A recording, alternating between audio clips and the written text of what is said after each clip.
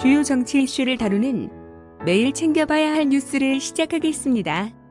나이가 많다고 현명하지 못한 게 아닌 것처럼 나이가 어리다고 신선한 게 절대로 아닙니다. 바로 이준석을 두고 하는 말입니다. 이준석이는 지난 2018년 재보궐선거에서 바른미래당 소속으로 서울 노원구에서 더불어민주당 김성환을 상대로 27.23%의 지지율을 얻어내고 낙선했습니다. 이번 리턴 매체에서는 김성환 더불어민주당 후보와 맞붙어 44.3%의 지지율을 얻어 또다시 고배를 마셨는데요. 낙선한 후 이준석은 통합당은 보수 유튜버들한테 휘둘리는 수준의 정당이라고 막말을 쏟아냈습니다. 준석아, 너는 그동안 노원병 관리를 얼마나 잘했나?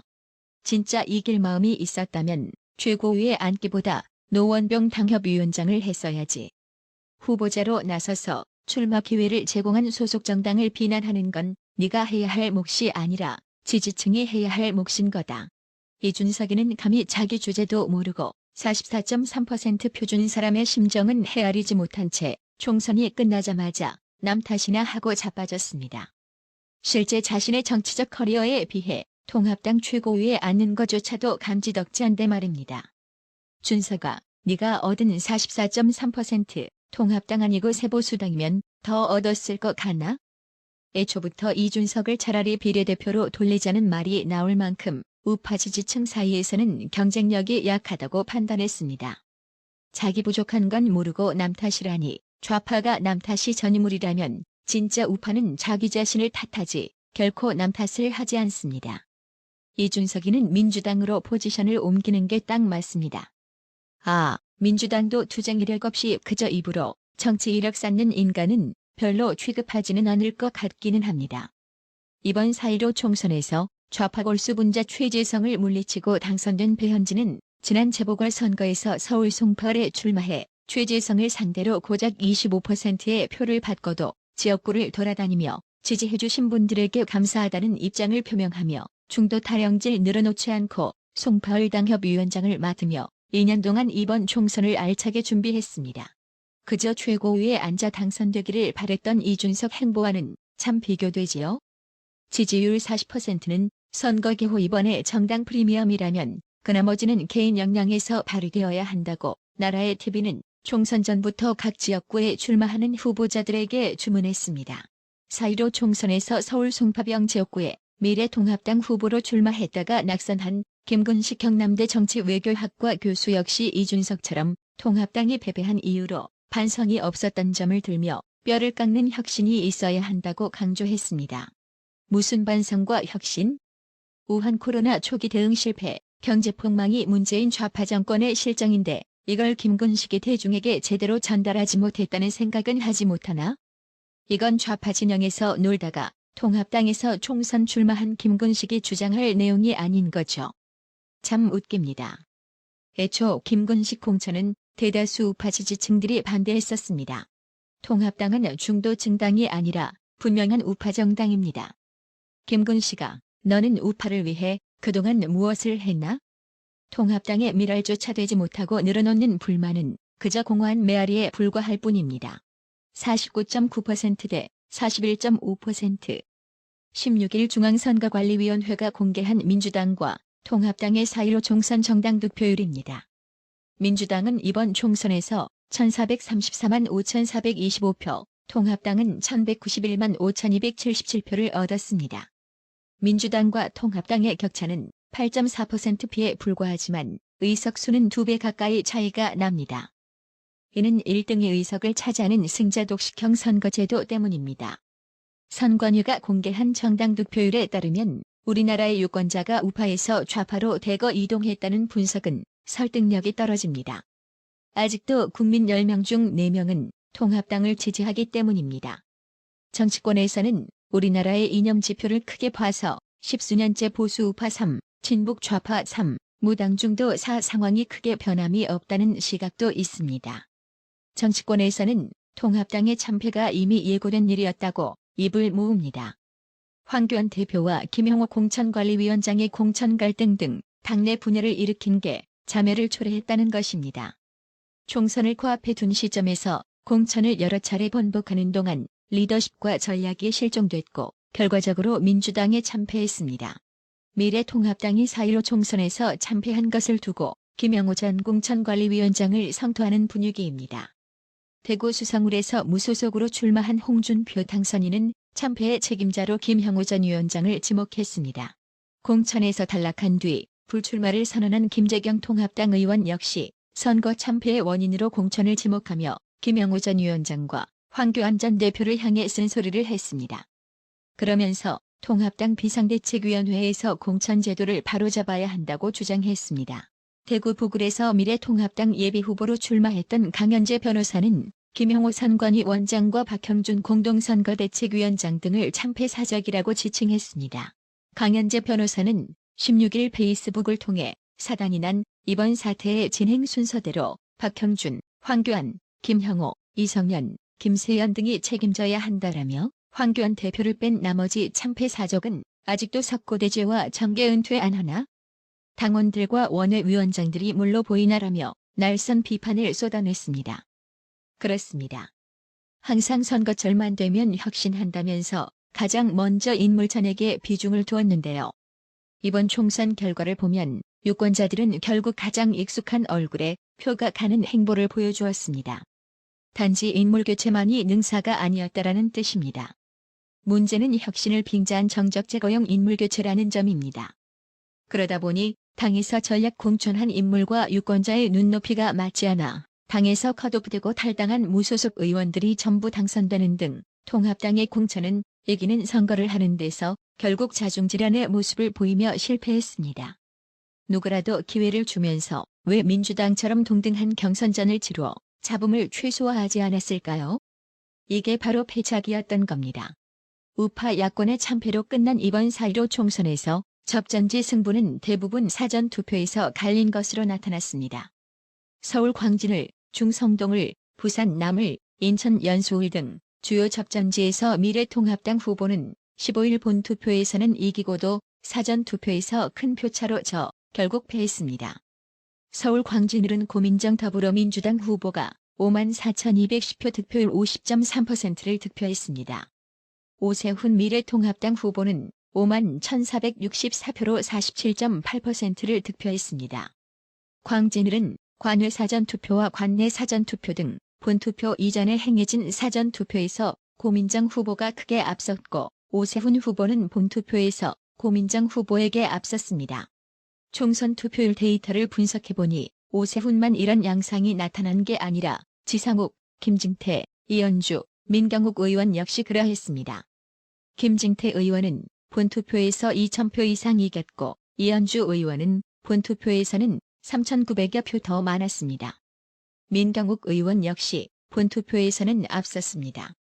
이런 양상이 여러 군데서 나타나다 보니 일각에서는 본투표에서 통합당이 이겼으나 사전투표에서는 민주당이 이상하리만치 지역 상관없이 평균적으로 12% 차로 앞선 결과치를 두고서 부정선거라는 말들이 나오는 요인이 되고 있는데요. 부정선거라고 의혹을 제기하는 측에서는 같은 지역구에서조차 사전투표와 당일 투표에서 지지하는 성향률이 왜 이렇게 차이가 많이 발생했느냐고 주장합니다. 한 통합당 후보 캠프 관계자는 저희가 심지어 유리한 동네에서도 사전투표에서 졌다. 의문은 갖고 있지만 증거가 없고 달리 할 말이 없다고 말했습니다. 부정선거 의혹을 일순간 해소시키기 위해서라도 사법당국이 하루빨리 나서서 제기되고 있는 의혹에 대해 조사에 착수해 명명백백히 밝혀주길 촉구합니다. 18일 온라인 누리꾼 2만여 명 이상이 화나요를 클릭하며 분노한 뉴스는 더불어민주당의 비례정당인 더불어시민당 우희종 공동대표가 자신의 페이스북에 글을 올려 윤석열 총장을 향해 서초동에 모였던 촛불 시민은 흰모와 여의도에서 이제 당신의 거취를 묻고 있다고 도발 내용을 전한 기사였습니다. 이것들이 총선에서 압승하니 눈에 보이는 게 없는지 오만방자하기가 도를 넘고 있는데요. 조국 소호로 뭉친 열린 민주당 비례정당 지지율 꼬라지를 보면 절대 이런 개소리는 하지 못할 텐데 말입니다. 해당 소식의 한 네티즌은 그놈의 촛불은 언제까지 우려 처먹을 건지? 봐라, 개돼지들아, 니들이 무슨 짓을 했는지. 삼권 분립 없는 민주주의가 있는지. 이제 공산주의로 가는 거다. 나중에 또 촛불 들고 지랄해봐야 그땐 늦는다라고 일침을 가했습니다. 더불어민주당이 4.15 총선에서 압승하면서 여권 인사의 각종 의혹을 수사하고 있는 윤석열 검찰총장과 여당의 갈등이 본격화할 것이라는 전망이 나옵니다. 선거 전날인 14일 윤석열 총장이 선거 사범에 대한 엄정한 수사를 지시한 것으로 알려지면서 여권에선 식물총장이 누굴 수사하냐는 말이 나왔습니다. 민주당은 그간 청와대 선거 개입 의혹과 조국 전 법무장관 수사와 관련 검찰과 갈등 구도를 형성해왔습니다. 하지만 이번 선거에서 여당의 특세로 윤석열 총장의 입지가 약해질 수밖에 없다는 것입니다. 야권은 이에 맞서 윤석열 살리기 공세를 펴고 있습니다. 미래통합당 관계자는 여당이 쪽수로 밀어붙여 윤석열 전액의 검찰 개혁을 할 수 없도록 막아야 한다고 했습니다. 통합당 김종인 총괄선대위원장은 지난 12일 윤 총장을 지키기 위해서라도 이번 선거에서 통합당이 꼭 국회 과반 의석을 차지해야 한다고 했습니다. 국민의당 안철수 대표는 여권이 청와대 울산시장 선거 개입, 신라젠, 라임 금융사기, 번영선 등 현 정권의 비리 수사들을 막기 위해 윤석열 총장을 무력화시킬 수 있다며 이를 견제하기 위해 통합당과 손을 잡을 수도 있다고 했습니다. 해당 소식에 한 네티즌은 국민이 검찰 수사 방해까지 민주당에 허락한 게 아니다. 야권은 신속히 비대위 차리고 검찰 수사 방해하면 국민에게 협조를 부탁하세요. 정치적인 집회가 아니라 수사 방해하는 궤력을 규탄하는 합리적인 집회를 하라고 촉구했습니다. 여권의 직간접적인 압력에도 불구하고 현재 윤석열 총장이 마냥 불리한 위치에 있는 것은 아닙니다. 검찰의 정치적 중립성을 위해 법률로 보장된 임기가 첫 번째 방어 카드입니다. 살아있는 권력을 수사 중인 검찰총장을 정치권이 힘으로 찍어냈다가 여론의 역풍을 맞은 전례가 수두룩합니다. 윤석열 총장은 선거가 끝나길 기다렸다는 듯 라임 자산운용 환매 중단 사건과 신라젠 불법 주식 거래 사건 수사에 속도를 붙이고 있습니다. 정권 핵심 인사 연루설이 대표적으로 제기된 사건들입니다. 서초동 사정의 밝은 법조계 한 관계자는 민주당이 많은 의석을 확보해 정치적으로 공세를 펼칠 수 있을지언정 법률상 임기가 보장된 검찰총장을 강제로 끌어내릴 수는 없다며 윤석열 총장은 임기를 맞추겠다는 의지를 내부적으로 수차례 밝힌 것으로 안다고 했습니다. 그러면서 선거 끝나자마자 민감한 사안에 바로 칼을 빼든 것만 봐도 완주하겠다는 의지는 확실한 것 같다고 덧붙였습니다. 여론의 역풍을 의식한 듯 민주당 지도부가 자중하는 분위기입니다. 이해찬 대표는 18일 선대위 해단식에서 열린 우리당의 과오를 언급하며 항상 겸허한 자세로 국민의 뜻을 살피고 소기의 성과를 거둬야 한다고 했습니다. 더시민당을 향해서는 등원 전까지는 연합정당의 소속이므로 민주당과 다른 당선자의 입장을 고려해 말씀과 행동에 신중을 기해달라고 당부했습니다. 윤석열 총장 사퇴를 촉구했던 우희종 공동대표를 겨냥한 발언으로 해석됐습니다. 선거는 끝났지만 선거법 위반 수사는 이제 시작이라는 점도 윤석열 총장에게 불리하지 않은 요소입니다. 대검 공공수사부에 따르면 당선자 90명이 선거법과 관련해 수사를 받고 있습니다. 20대 총선에서는 당선자 중 36명이 기소됐고 이 가운데 7명에게 당선 무효형이 선고된 바 있습니다. 수사가 진행 중인 상황에서는 아무리 국회의원이라도 검찰과 대립각을 세우기 부담스럽다는 게 다수 국회 관계자들의 설명입니다. 지난 15일 투표를 마친 뒤 공공수사부 검사들과 점심을 같이 한 윤석열 총장은 정치적 중립은 펜으로 쓸 때 잉크도 별로 안 드는 5글자이지만 현실에서 지키기가 어렵다면서 국민들께 검찰이 정치적 중립을 지키고 있다는 믿음을 주는 게 어려운데 끊임없는 노력과 투자가 필요하다고 말한 것으로 알려졌습니다. 정치적 중립을 지키면서 선거법 위반 사범에 대해 엄정한 수사를 강조한 대목입니다. 실제 검찰은 선거 사범에 대해 대전, 세종, 충남 지역 제21대 국회의원 당선인 14명을 수사 중인 것으로 나타났습니다. 17일 대전지검에 따르면 대전, 세종, 충남 지역에서 제21대 국회의원 총선거와 관련해 선거법 위반 등 혐의로 입건된 사람은 73명으로 확인됐습니다. 이 중 당선인은 15명입니다. 검찰은 수사를 통해 당선인 1명 포함한 3명의 경우 불기소 처분을 했습니다. 또 윤석열 검찰총장은 17일 MBC가 보도했던 채널A 기자와 현직 검사장 간의 검언유착 의혹에 대해 이수권 대검 인권부장으로부터 중간조사 결과를 보고받은 뒤 서울중앙지검에 심도 있는 수사를 지시했습니다. 눈길을 끄는 부분은 수감 중인 최경환 전 부총리가 MBC가 명예훼손했다는 혐의로 서울남부지검에 고소한 사건도 서울중앙지검에 넘기라고 지시했다는 점입니다. 나라의 TV는 보다 더 양질의 컨텐츠를 생산하기 위해 자발적 구독료를 후원 형식으로 받고 있으니 많은 성원 부탁드립니다. 구독 그리고 알람 설정, 뉴스 영상 내용이 좋았다면 좋아요를 클릭해주세요.